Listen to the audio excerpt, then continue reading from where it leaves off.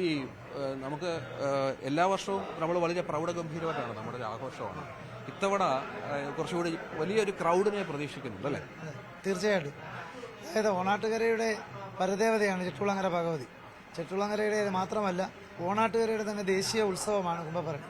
അന്നേരം ഈ വർഷം വിപുലമായ സൗകര്യങ്ങളാണ് കൺവെൻഷൻ ഇതിനുവേണ്ടി ഒരുക്കിയിട്ടുള്ളത്. 13 കരകളിൽ നിന്നും ഉച്ചയ്ക്ക് 1:30 മുതൽ 3 വരെ രാഹുകാലമായതിനാൽ 1 മണിക്ക് തന്നെ കെട്ടുകാഴ്ചകൾ നീക്കി വെച്ചുകൊണ്ട് ഏതാണ്ട് വൈകിട്ട് 7 മണിക്ക് 8 മണിക്കുള്ളിൽ തന്നെ 13 കരകളിലെയും കുത്തിയോട്ടം കെട്ടുകാഴ്ചകൾ ഉൾപ്പെടെയുള്ളവ ക്ഷേത്രകണ്ഠത്തിൽ നിരക്കുന്നതിനുള്ള സൗകര്യങ്ങൾ ഒരുക്കിയിട്ടുണ്ട്. അതിന് 16ഓളം കുത്തിയോട്ടങ്ങൾ ഇവിടെ എത്തുന്നുണ്ട്. ആ 16ഓളം കുത്തിയോട്ടങ്ങൾ രാവിലെ സമർപ്പണത്തിന് വേണ്ട എല്ലാ സൗകര്യങ്ങളും ഒരുക്കുന്നുണ്ട്.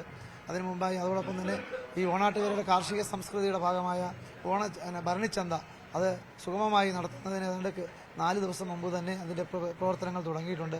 ഭരണി കഴിഞ്ഞും 2 ദിവസം പ്രവർത്തിക്കുന്നതിനുള്ള സൗകര്യങ്ങൾ ഒരുക്കിയിട്ടുണ്ടെന്നാണ് പഞ്ചായത്ത് പറഞ്ഞിട്ടുള്ളത്. ഈ ചേട്ടൻ എത്രയോ വർഷമായി ഈ കുംഭഭരണിയുമായി ബന്ധപ്പെട്ട് പ്രവർത്തിക്കുന്നുണ്ട്. പക്ഷേ ഓരോ വർഷവും അതിന്റെ പ്രൗഢി ഒട്ടും കുറയുന്നില്ല.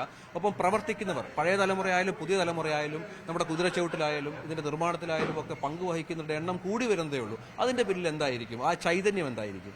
ഉത്സവം എന്ന് പറയുന്നത് യഥാർത്ഥത്തിൽ ദേവീ ചൈതന്യം ഇവിടെ വർദ്ധിപ്പിക്കുന്ന ഒരു ഉത്സാഹം തന്നെയാണ്.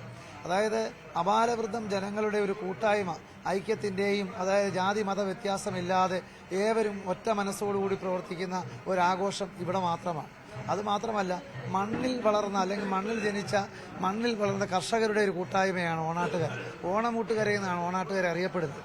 ആ ഓണമൂട്ടുകരയുടെ പരദേവതയാണ് ചെട്ടുകുളങ്ങര ഭഗവതി. ഏതാണ്ട് ഒരു പഴയ തലമുറ പകർന്നു നൽകുന്ന ആ ഒരു കർത്തവ്യം ഏതാണ്ട് കുറേ നാളുകളായി ഈ ഇപ്പോഴത്തെ തലമുറ അത് വഹിച്ചുകൊണ്ടു പോകും. അതുകൊണ്ടാണ് കൊച്ചു കുഞ്ഞുങ്ങൾ മുതൽ ഇലതട വിളമ്പുന്നത് മുതൽ ഏതാണ്ട് കൊച്ചു കുഞ്ഞുങ്ങൾ കെട്ടുന്നത് വരെ, കെട്ടുകാഴ്ച ഇവിടെ സമർപ്പിക്കുന്നത് വരെ അപാരവൃദ്ധം ജനങ്ങളുടെ ഒരു കൂട്ടായ്മയാണ്. The greatest event on the earth എന്നാണ് ഈ ഭൂമിയിലെ ഏറ്റവും വലിയ ഉത്സവം. യുനെസ്കോയുടെ പട്ടികയിലടക്കം അതിന്റെ അംഗീകാര നിറവിലാണ്. അതിന്റെ ഭാഗമായി 2011 നമ്മൾ നോമിനേഷൻ സമർപ്പിച്ചിട്ടുണ്ട്.